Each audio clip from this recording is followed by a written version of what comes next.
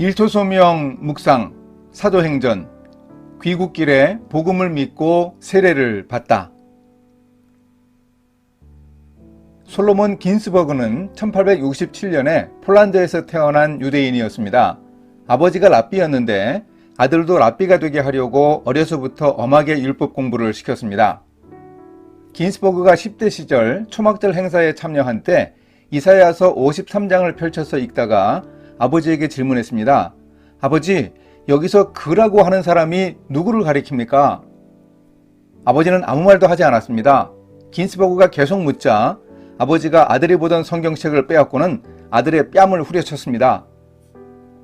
이후 긴스버그가 영국에 살 때 안식일 오후에 길에서 만난 한 유대인이 미드웨이 선교회 예배에 초청하고 싶다고 합니다.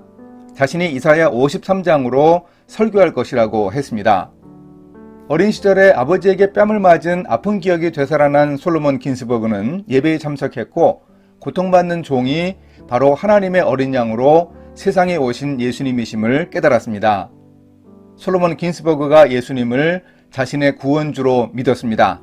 그리고 유대인으로 브라질에서 개신교 선교사로 복음을 전했습니다. 오늘 말씀은 사도행전 8장 29절에서 36절입니다. 성령이 빌립더로 이르시되 이 수레로 가까이 나아가라 하시거늘 빌립이 달려가서 선지자 이사야의 글 읽는 것을 듣고 말하되 읽는 것을 깨닫느냐 대답하되 지도해주는 사람이 없으니 어찌 깨달을 수 있느냐 하고 빌립을 청하여 수레에 올라 같이 앉으라 하니라.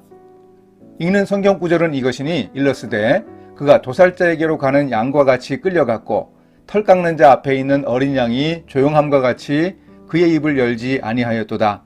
그가 굴욕을 당했을 때 공정한 재판도 받지 못하였으니 누가 그의 세대를 말하리요.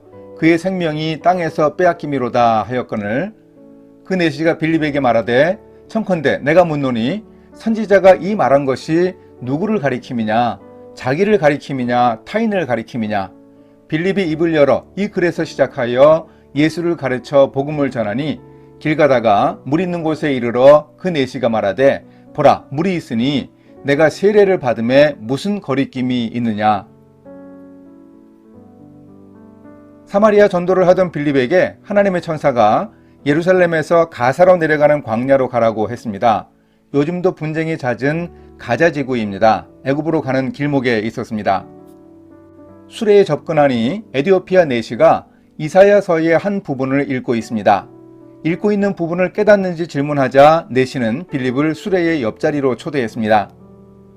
마침 읽고 있는 구절은 이사야 53장의 7, 8절 부분이었습니다. 그가 도살자에게로 가는 양과 같이 끌려갔고 털 깎는 자 앞에 있는 어린 양이 조용함과 같이 그의 입을 열지 아니하였도다.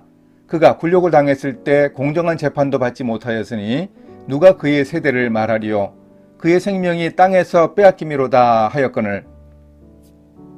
내시가 중요하고도 좋은 질문을 했습니다. 누구를 가리킴이냐? 자기를 가리킴이냐 타인을 가리킴이냐. 이 예언에서 고통받는 사람은 1차적으로 이사야 자신을 가리킬 수 있습니다. 이사야 선지자가 므낫세 왕의 박해로 톱질을 당해 죽었다는 전설이 있습니다. 또한 뒷날에 있을 유다 왕국의 멸망으로 포로되어 고통받는 유다 백성들에 대한 예언으로도 볼 수 있습니다. 그런데 이 질문에 대한 가장 적절하고 궁극적인 답은 바로 하나님의 아들 예수 그리스도를 가리킵니다. 하나님의 아들로 세상에 오신 예수님은 죄가 없었지만 인류의 죄 때문에 죽임당하기 위해 십자가 형벌을 감당하셨습니다. 공정한 재판도 받지 않았다고 하는데 밤에는 사형 판결을 내릴 수 없었습니다. 그런데 예수님이 심문받으며 사형 판결을 받은 때는 밤중이었습니다. 바로 예수님이 십자가에 달려 목숨을 잃게 된 모습을 잘 보여줍니다. 빌립 집사가 이 이사야서 말씀에서 시작해 내시에게 예수님에 대해 알려주었습니다. 복음을 전했습니다. 성전에 왔다 돌아가며 성경을 읽고 복음을 들은 에디오피아 내시에게 믿음이 생겨 예수님을 구원주로 믿었습니다. 수레가 계속 목적지를 향해 가다가 물이 있는 오아시스에 이르렀습니다. 내시가 자신의 믿음을 표현합니다. 물이 있으니 내가 세례를 받음에 무슨 거리낌이 있느냐.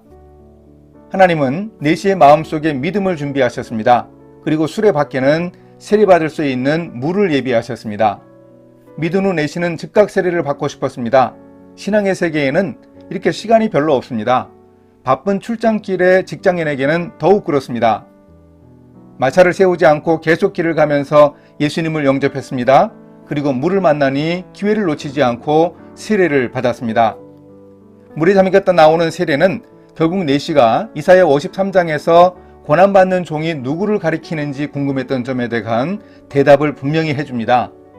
그 고난받는 사람은 바로 예수님이고 그 예수님의 죽음과 부활이 바로 자신을 위한 일로 자신도 동참한다고 세례를 통해 확인했습니다. 이것이 바로 믿음입니다. 예수님의 구원 사건이 바로 나의 이야기가 되는 놀라운 경험입니다. 내시가 이런 믿음으로 구원받고 세례를 받았습니다. 이렇게 실천하겠습니다. 믿음은 들음에서 나며 들음은 그리스도의 말씀으로 말미암았느니라. 사람이 마음으로 믿어 의에 이르고 입으로 시인하여 구원에 이르느니라. 저도 복음을 듣고 믿어 구원받았습니다. 빌립 집사처럼 저도 수레를 타고 귀국하는 에티오피아 내시를 찾아 복음을 전하겠습니다. 함께 기도하십니다.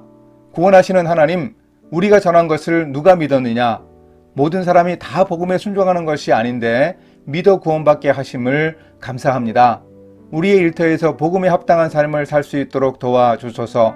에티오피아 내시를 찾아 복음을 전할 수 있게 인도해 주소서. 예수님의 이름으로 기도합니다. 아멘.